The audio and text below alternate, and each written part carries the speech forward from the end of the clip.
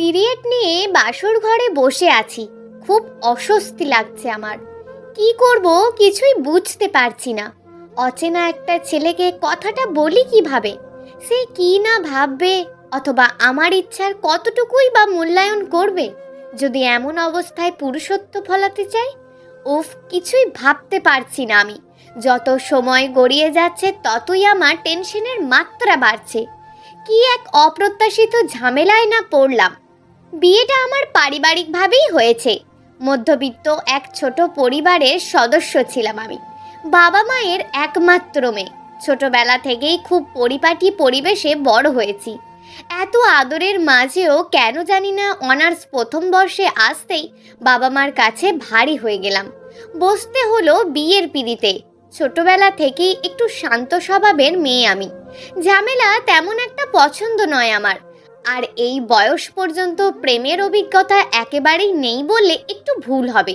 কলেজে থাকতে প্রেমে জড়িয়েছিলাম একবার, তবে ছেলেটির ভালোবাসার মাঝে চাহিদার ব্যাপক আগ্রহটা আমাকে একেবারে নিরাশ করেছিল। তারপর এই বিয়েটা নিয়ে আমার আর ভাবার সময় হয়ে ওঠেনি। অবশ্য আমার বন্ধু বান্ধবীদের অনেক ভালো খারাপ প্রেমলীলা খুব কাছ থেকে দেখেছি। যাই হোক, যে ছেলেটির জন্য অধীর আগ্রহে এই ফর্মালিটি রক্ষার জন্য সেজেগুজে বসে আছি, তাকে বিয়ের আগে আমার দেখা বা কথা বলার সৌভাগ্য হয়নি।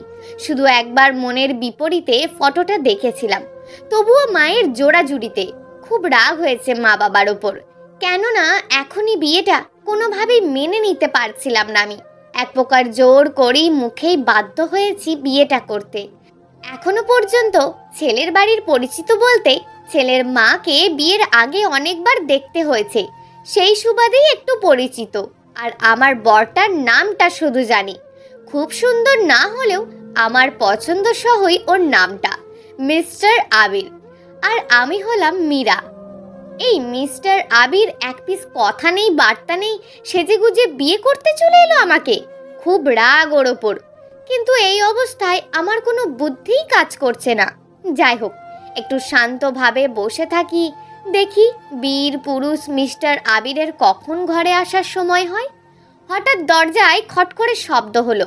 আমার ভিতরটা চমকে উঠল। মনে হয় মিস্টার আবির সাহেব চলে এসেছেন। আমি একটু নড়ে চড়ে ঠিক হয়ে বসলাম, যেন বলি হওয়ার জন্য প্রস্তুত হচ্ছি। কিন্তু দরজার শব্দে বেশ কিছুটা সময় পার হয়ে গেল, অথচ ঘরে আসছে না কেউ। ব্যাপারটা কি তাহলে? শব্দটা কিসের হলো? তাহলে মিস্টার আবির এখনো আসেনি? উফ, অসহ্য লাগছে আমার। ছবিতে যেটুকু দেখে বুঝেছি, লম্বা ফর্সা আর বড় চুলে আবৃত, কপালের ঠিক নিচ পর্যন্ত বরাবর নাকের লম্বা এক বিন্দুর তিলক, যা পুরো মুখটাকেই সুন্দরে ভরে তুলেছে। যার মায়াবী চোখে অগাধ খাদ, যা নিবিড় মায়াময়। এমন দেখতে ছেলে হলেও আমার কিছু যায় আসে না। বেটাকে আজ জ্বালা বোঝাবো। কিন্তু পরক্ষণেই চুপসে গেলাম। ইস, বাসর ঘরে কথা বলে কি যে ভাবছি, না জানি ভাবনাগুলো আমার ওপরই প্রতিফলিত হয়। আবারও হঠাৎ করে ভয়টা বাড়তে লাগলো। এরই মধ্যে আমার ঘুমের ভাবটাও চলে এলো। হঠাৎ করেই সজোরেই দরজাটা খুলে গেল। আমি আতঙ্কে জেগে উঠি। দেখি মিস্টার আবির তাড়াহুড়ো করে দরজাটা লাগিয়ে দিল। ওকে দেখে মনে হচ্ছে যেন যুদ্ধ জয় করে ফিরল। এদিকে ওদিকে দেখে কাক ভেজা মনে হচ্ছে, আর হাতে কিছু একটা দেখা যাচ্ছে। তার মানে বাহিরে বৃষ্টি হচ্ছে, আর মহাসাহেব কিছু আনতে গিয়ে কাক ভেজা হয়ে ভিজেছে। ওদিকে ওর এমন অবস্থা আমাকে সত্যি সত্যি আতঙ্কে ফেলে দেয়। আমি চুপচাপ হয়ে বসে পড়লাম। ও আমার দিকে এগিয়ে আসছিল। আমার হৃদকম্পন দ্বিগুণ হতে লাগলো। কাছে এসে হাতের জিনিসগুলো ডেস্কে রেখে খুব শান্তভাবে আমার সামনাসামনি বসলো। আমার অস্বস্তিটা আরো বেড়ে গেল। কাছে এসেই কিছু না বলেই আমার হাত দুটো খুব আলতো করে ধরে বলল। আমার মনের ভাবনাগুলো মাথাচাড়া দিয়ে উঠতে লাগলো।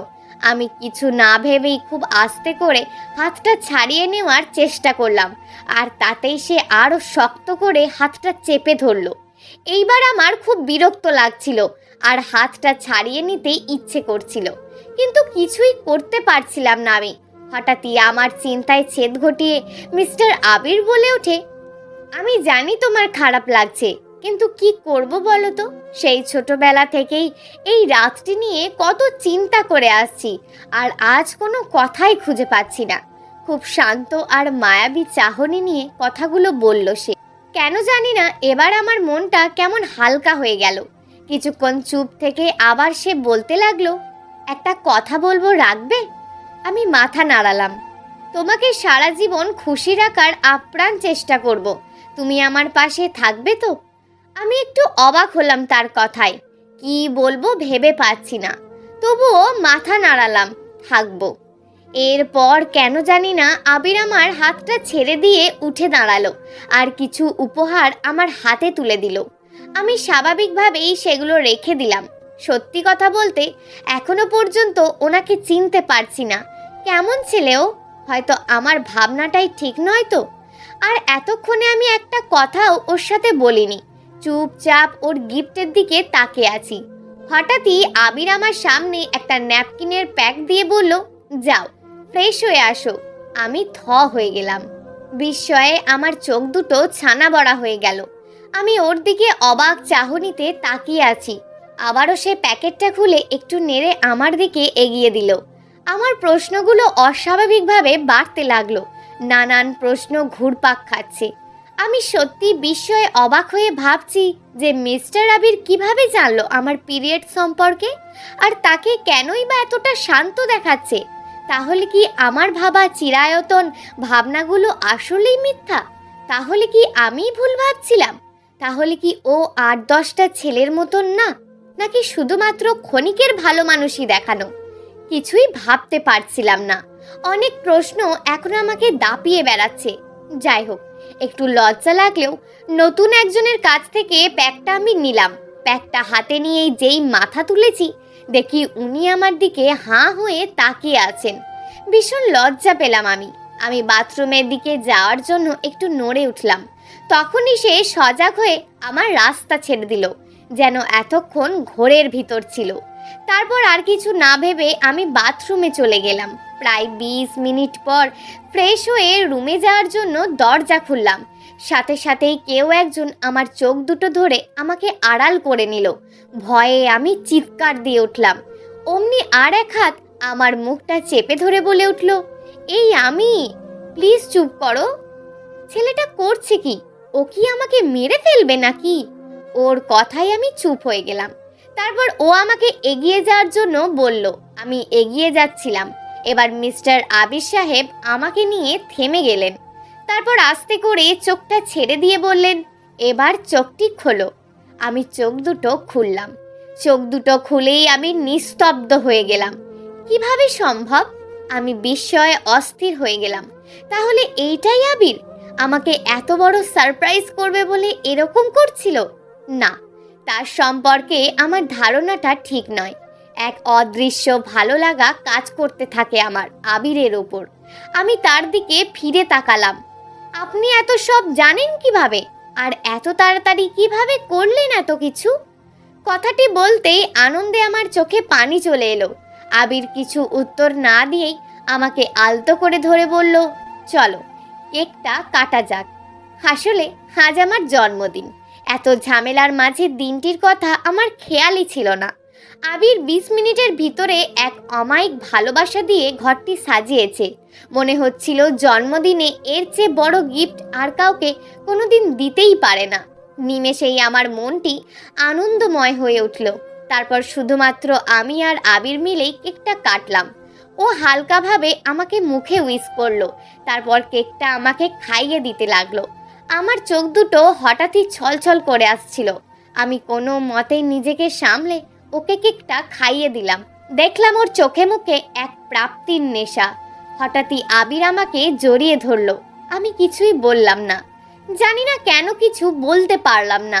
শুধু নিজের মনকে আষ্টে পিষ্টে বাঁধতে চাইছিলাম আমি। কিন্তু কেন? এর উত্তর এই মুহূর্তে হয়তো কারোর পক্ষেই দেওয়া সম্ভব নয়। আমি আবিরের বুক থেকে মুখটা উঠিয়ে ওর দিকে চেয়ে বললাম, আপনি এত কিছু জানলেন কিভাবে? আমার জন্মদিন, আমার ভালো লাগা আর অন্যান্য বিষয়গুলি? এবার কোনো কথা না বলেই আবির আমার কপালে এক চুমো এঁকে দিল। আমি কিছুটা শিউরে উঠলাম। তারপর সে বলল, খুব ঘুম পাচ্ছিল না তোমার? দেখছিলাম তখন ঘুমে একদম নুইয়ে পড়ছিলে। চলো ঘুমাবে এখন। আমারও খুব ঘুম পাচ্ছে। তারপর সুন্দর করে বিছানা করতে গেল সে। আমাকে আর কোনো কথার সুযোগ দিল না। আমিও বাধ্য মেয়ের মতন শুয়ে পড়লাম ওর পাশে। মনে মনে ভাবলাম এবার তাকে কথাগুলো আবার জিজ্ঞেস করব। তাই তাকে আলতোভাবে ধাক্কা দিলাম। এ কি, এই 5 মিনিটের ভিতর ঘুমিয়ে গেল? আমি খুব ভালোভাবে পর্যবেক্ষণ করলাম, কিন্তু না, সে তো ঘুমিয়েই গেছে। তবে সকল কিছুর মাঝে একটা বিষয় ভেবে ভালো লাগছে যে বিয়ে নিয়ে আমার ভাবার সকল বিষয়গুলি আস্তে আস্তে মিথ্যা প্রমাণিত হচ্ছে। আমার ভাবনার উল্টো বিষয়গুলি আমার সাথে ঘটে চলেছে। চোখ বুজে কেন জানি না বাবা মাকে একটা ধন্যবাদ দিতে ইচ্ছে করছে। ভাবতে ভাবতে কখন যে ঘুমিয়ে গেছিলাম বুঝতেই পারিনি। হঠাৎই আমার ঘুমটা ভেঙে গেল। ঘুম ভেঙে আবারও বিস্ময়ের সম্মুখীন হলাম। দেখি অবাক চাহনিতে আবির আমার দিকে তাকিয়ে আছে। চোখে চোখ পড়তেই ও সরিয়ে নিল চোখ। তার মানে এতক্ষণ ধরেই আবির আমার দিকেই চেয়েছিল। ভীষণ অবাক হলাম আমি। আমার জেগে ওঠা দেখে আবির অপ্রস্তুতিতে পড়ে যায়, যেন আমার চোখে কিছুতেই ধরা দিতে চায় না। তারপর বলে উঠল, ছাদে যাবে মীরা? ওর প্রশ্নে অবাক হলাম আবারও। এত রাতে ছাদে যেতে চাইছে? বুঝলাম, খুব রোম্যান্টিকতা ভর করেছে তার ওপর। কথাটি শুনে আমার কোনো প্রতিক্রিয়া জন্মায়নি, শুধু চেয়েছিলাম তার দিকে। হঠাৎই আমাকে চমকে দিয়ে কোলে তুলে নিল সে। তারপর হাঁটা আরম্ভ করলো ছাদের দিকে। আমি শুধু তার চোখের দিকে তাকিয়ে তাকে জানার চেষ্টা করছিলাম, আমি কেন, যে কোনো মেয়েই তোমার সেই মায়াবী চোখে হারিয়ে যাবে এক নিমেষেই। ভাবতে ভাবতে ছাদে চলে এলাম। ছাদে এসে ও আমাকে কোল থেকে নামিয়ে দিল। এরপর কিছু বলার জন্য আমার কাছাকাছি আসতে চাইছিল, কিন্তু হঠাৎই ওর ফোনটা বেজে ওঠে। তারপর ফোনের ওপাশ থেকে কেউ একজন তাকে কিছু একটা বলল।